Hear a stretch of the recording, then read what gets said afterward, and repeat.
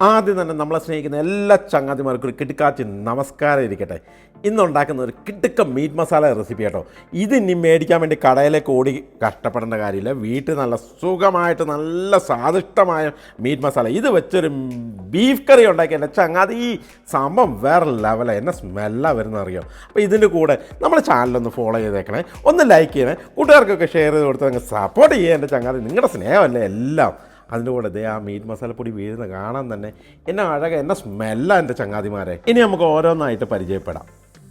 ആദ്യം മല്ലി ഒരു 6 സ്പൂണ്, അതിന് ശേഷം പെരിഞ്ചീരകം ഒരു 3 സ്പൂണ്, ശേഷം കടലപ്പരിപ്പ് ഒരു 2.5 സ്പൂണ്, കുരുമുളകും ഒരു 2.5 സ്പൂണ്, കാശ്മീരി ചില്ലി ഒരു 10-12 എണ്ണം, അതുപോലെ തന്നെ കടുക് ഒരു 2 സ്പൂണ്, അതുപോലെ ഉലുവ 1.5 സ്പൂണ്, പട്ട ഒരു 3 നമ്പർ, ഏലക്ക ഒരു 15, ഗ്രാമ്പു ഒരു 1 സ്പൂണ്, പിന്നെ ജാതി തക്കോലം അതൊരു 3 നമ്പരും, പിന്നെ ജീരകം ഒരു 1.5 സ്പൂണ്, വെളുത്തുള്ളി ഒരു 4 പീസ്, അതായത് 4 എണ്ണം ഫ്ലീക്സ് ആയിട്ട്, കറിവേപ്പില ഒരു 2 സ്പൂണ്, മഞ്ഞൾപ്പൊടി 1.5 സ്പൂണ്, ഉപ്പ് ആവശ്യത്തിന്. ഇത്ര ഇട്ട ശേഷം ആദ്യം ചൂട് പിടിപ്പിക്കുക.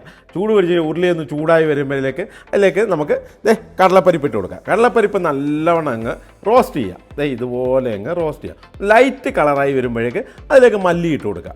മല്ലിയും ഇതിലിട്ട് ഇങ്ങനെ ലൈറ്റായിട്ട് ചെറിയ ചൂടിലോ വേണം കേട്ടോ ഇതൊക്കെ ചെയ്യാൻ വേണ്ടി കേട്ടോ. ചെറിയ ചൂടിൽ ഇവനിങ്ങനെ അങ്ങ് റോസ്റ്റ് ചെയ്യാം. കണ്ടില്ലേ, ഇവനൊന്ന് റോസ്റ്റായി വരുമ്പോഴേക്ക് അതിലേക്ക് നമുക്ക് പെരിഞ്ചീരകം കൂടെ ഇട്ട് കൊടുക്കാം.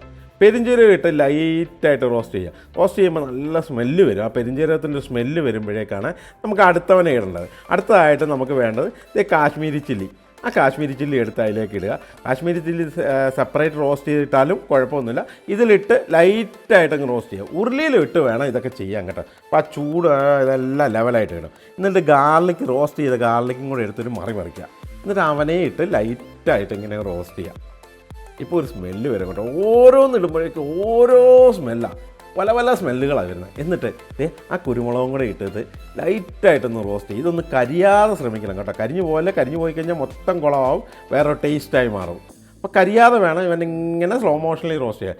എന്നിട്ട് അതിലേക്ക് ഏലക്ക, പട്ട, അതിന് ശേഷം ജാതി, തക്കോലം, ഗ്രാമ്പു ഈ വക സാധനങ്ങളെല്ലാം ഇട്ട് കൊടുക്കാം. കണ്ടല്ലേ.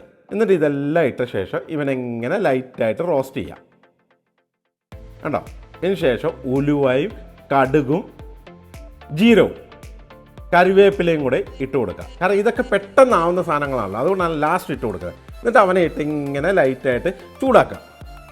കരിഞ്ഞു പോലെ ഒരു സാധനം കരിഞ്ഞു പോലെ ഇതെല്ലാം കൂടെ ഇട്ട് ചൂടാക്കുമ്പോൾ നല്ലൊരു സ്മെല്ല് വരും. ആ സ്മെല്ല് വരുന്നവരെ ഇങ്ങനെ ലൈറ്റായിട്ട് റോസ്റ്റ് ചെയ്യുക.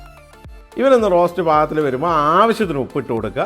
ഉപ്പിട്ട് ഒന്ന് മിക്സ് ചെയ്തെടുക്കുക. അധികം ചൂടാക്കണ്ട. ഉപ്പിട്ട് കഴിയുമ്പോഴേക്കൊന്ന് മിക്സ് ചെയ്തെടുക്കുക. എന്നിട്ട് മഞ്ഞപ്പൊടിയും കൂടെ ഇട്ട് തീ അങ്ങ് ഓഫ് ചെയ്യുക. തീ ഓഫ് ചെയ്തിട്ട് മൊത്തത്തിൽ അങ്ങ് മിക്സ് ചെയ്യുക. അപ്പോൾ ആ ഉരുളിയിൽ ചൂടും കൊണ്ട് മസാല എല്ലാം ഒന്ന് കുക്കായി ഈ ലെവലിലേക്ക് വരും. ഇപ്പം തന്നെ നല്ല സ്മെല്ലാണ് എൻ്റെ ചങ്ങാതി. ഒരു രക്ഷയില്ല കേട്ടോ. ഇതൊന്നും മേടിക്കാൻ വേണ്ടി കടയിലൊക്കെ ഓടേണ്ട കാര്യം ഒന്നുമില്ല എൻ്റെ ചങ്ങാതി. വീട്ടിൽ തന്നെ ഉണ്ടാക്കുക അങ്ങ് ഇതുപോലെ. എന്നിട്ട് ഇതുപോലെ പാത്രത്തിലേക്ക് ഇടുക. ഒന്ന് ചെറുതായിട്ടൊന്ന് തണുക്കാൻ വെക്കുക. തണുത്തൊന്ന് ചെറുതായി വരുമ്പോഴേക്ക് മിക്സിയുടെ ജാറിലേക്ക് ഒരു മറിക്കുക. എന്നിട്ട് ഇവനങ്ങ് നല്ല രീതിയിലങ്ങ് പൊടിക്കുക. തരി പോലും ഇല്ലാത്ത രീതിയിൽ നല്ല പൗഡറാക്കി എടുക്കുക. ഇതുപോലെ പൗഡറാക്കി എടുക്കുക. എന്നിട്ട് ഇതുപോലെ ഒരു പാത്രത്തിലേക്ക് ഒരു മറിക്കുക.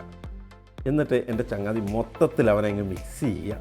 മിക്സ് ചെയ്യുമ്പോൾ ഒരു സ്മെല്ല് വരെ എൻ്റെ ചങ്ങാതി വേറെ ലെവലാണ്. ഇതൊക്കെ വെച്ച് നല്ല ബീഫ് കറിയൊക്കെ ഉണ്ടാക്കണം എൻ്റെ ചങ്ങാതി. വെയിറ്റുകൾ കറിക്കകത്ത് ഈ സാധനം ഇട്ട് കഴിഞ്ഞാൽ വേറെ ലെവലാണ്, ഒരു രക്ഷയില്ല. അപ്പോൾ നേരെ നമ്മുടെ ചാനൽ